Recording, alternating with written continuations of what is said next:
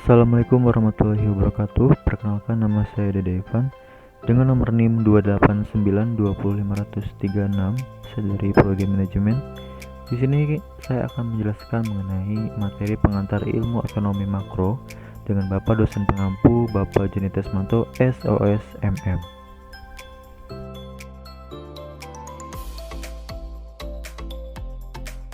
Pengertian ilmu ekonomi makro. Ilmu ekonomi makro merupakan bagian dari ilmu ekonomi yang khusus mempelajari mekanisme bekerjanya perekonomian secara keseluruhan. Makroekonomi dapat digunakan untuk menganalisis target-target kebijaksanaan seperti pertumbuhan ekonomi, inflasi, tenaga kerja, dan keseimbangan neraca pembayaran yang berkesinambungan. Pengertian ekonomi makro dalam buku konsep dasar pembangunan dan pertumbuhan ekonomi pada tahun 2018 karya Tamrin adalah sebuah ilmu ekonomi yang mempelajari perekonomian sebuah negara secara komprehensif.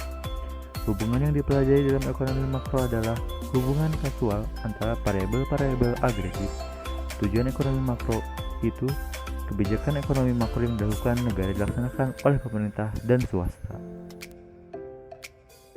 Mengenai sejarah lahirnya ekonomi makro, menurut sejarah, kemunculan ilmu ekonomi makro dipicu oleh sebuah peristiwa ekonomi yang disebut Great Depression atau Depresi Besar yang terjadi di Amerika Serikat Meida pada tahun 1929 sampai dengan 1933.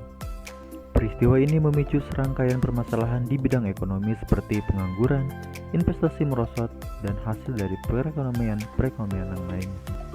Permasalahan dan tujuan ekonomi makro yaitu untuk menganalisa peristiwa ekonomi dan memperbaiki kebijaksanaan seperti pertumbuhan ekonomi, stabilitas harga, tenaga kerja, dan pencapaian keseimbangan neraca yang berkesinambungan.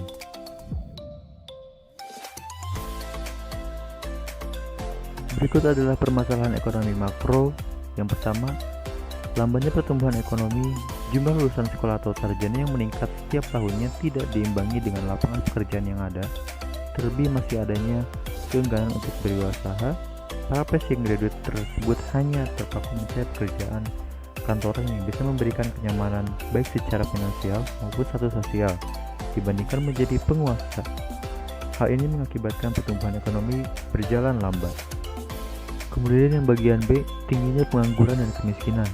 Terbatasnya lapangan pekerjaan dan ledakan jumlah penduduk adalah faktor utama terjadinya pengangguran dan kemiskinan. Jumlah penduduk yang meningkat tidak sebanding dengan lapangan pekerjaan yang tersedia sehingga meningkatkan jumlah pengangguran. Jumlah pengangguran yang meningkat, persaingan kerja yang sengit, serta tuntutan untuk bisa bertahan hidup menyebabkan masyarakat tidak memiliki pilihan lain, menjadi pekerja di sektor informal seperti buruh, kuli, pembantu, dan lain sebagainya. Tentu saja hal tersebut menjadi pemicu kemiskinan karena masyarakat tidak mampu memenuhi kebutuhan dasarnya seperti sandang, pangan, dan papan, kesehatan, dan pendidikan. Bagian C, inflasi dan defisit APBN. Kenaikan harga barang yang merupakan dampak dari terjadinya inflasi akan mempengaruhi perekonomian dan daya beli masyarakat. Tingginya laju inflasi mengakibatkan melakukan pengetatan dan bidang moneter. Namun, pengetatan moneter ini tidak dapat dilakukan secara dramatis. Kemudian yang bagian D, tinggi utangnya luar negeri. Turunnya nilai tukar rupiah terhadap mata uang asing terutama dolar menyebabkan sebagian besar utang luar negeri tidak dilindungi dengan fasilitas lindung nilai, sehingga pada saat terjadi krisis, dalam sekejap nilai uang tersebut membengkak.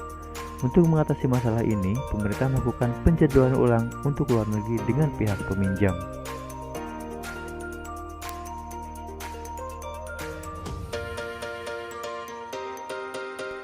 Yang dimaksud dengan instrumen kebijakan makro di sini dibagi menjadi dua, yaitu kebijakan moneter dan kebijakan fiskal. Kebijakan fiskal merupakan langkah yang dilakukan pemerintah untuk membuat perubahan dalam pendapatan dan pengeluaran negara yang bertujuan untuk mempengaruhi jalannya perekonomian. Yang disebut dengan kebijakan moneter adalah kebijakan pemerintah yang terkait dengan perilaku bank sentral dalam penawaran dan pengaturan uang yang beredar yang bertujuan untuk mempengaruhi agregat. Pengertian pendapatan nasional. Pendapatan nasional adalah jumlah pendapatan yang diterima oleh seluruh rumah tangga keluarga atau RTK di suatu negara dari penyerahan faktor-faktor produksi dalam satu periode waktu tertentu, biasanya selama 1 tahun. Pendekatan produksi melalui pendekatan ini, pendapatan nasional diartikan sebagai penjumlahan nilai tambah dari setiap barang dan jasa yang dihasilkan oleh suatu negara dalam periode tertentu. Pendekatan pendapatan. Nah, kalau yang satu ini, pendekatan pendapatan nasional yang menghitung jumlah pendapatan yang diterima oleh pemilik faktor produksi yang digunakan untuk memproduksi barang dan jasa suatu negara dalam satu periode tertentu.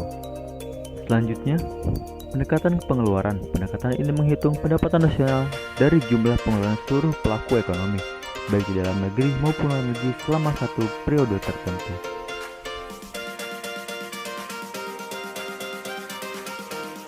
Berikut adalah perhitungan kegiatan ekonomi dan keuangan masyarakat. Yang pertama ada Gross Domestic Product atau GDP. Yang kedua ada Gross National Product atau GNP. Yang ketiga ada Net National Product atau NNP. Yang keempat ada Net National Income atau NNI atau pendapatan nasional mikro.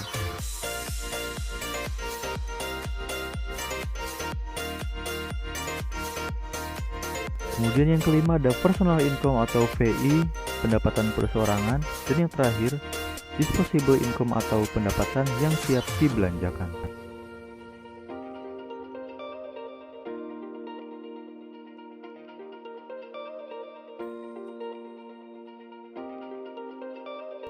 Cara perhitungan pendapatan nasional, selain dengan pendekatan pengeluaran dan produksi, pendapatan nasional juga dapat dihitung dengan pendekatan pendapatan. Pada metode ini, pendekatan ini dihitung dengan menjumlahkan pendapatan yang diterima oleh seluruh pemilik faktor produksi selama 1 tahun. Kesimpulan, studi permodelan makroekonomi di Indonesia masih berbasis pada tradisional Keynesian, meskipun pada Biro Riset Ekonomi dan Kebijakan Moneter Bank Indonesia telah mengembangkan sejumlah model alternatif dan Keynesian yang tampaknya lebih maju dibandingkan dengan yang tersedia pada Bappenas dan Departemen Keuangan Republik Indonesia. Lambannya perkembangan pemodelan makroekonomi di Bappenas maupun di Badan Kebijakan Fiskal tampaknya lebih disebabkan oleh tantangan yang dihadapi Bank Indonesia relatif lebih barat, khususnya dalam upaya memenuhi ketentuan perundang bahwa Bank Indonesia memiliki tugas pokok memelihara stabilitas perekonomian Indonesia. Catatan akhir yang bisa dikritisi dari pemodelan yang relatif besar seperti telah disajikan adalah bahwa pemodelan sangat berorientasi pada tugas pokok yang berbeda sehingga desain model makroekonomi berbasis kepada instrumen yang berbeda. Bagaimana menjadi kendala pada model ekonomi makro berskala besar, kelemahan yang segera tampak bahwa model ekonomi makro tidak dapat mencakup hal-hal yang bersifat fundamental dan substansial. Demikian presentasi yang dapat saya sampaikan. Wassalamualaikum warahmatullahi wabarakatuh.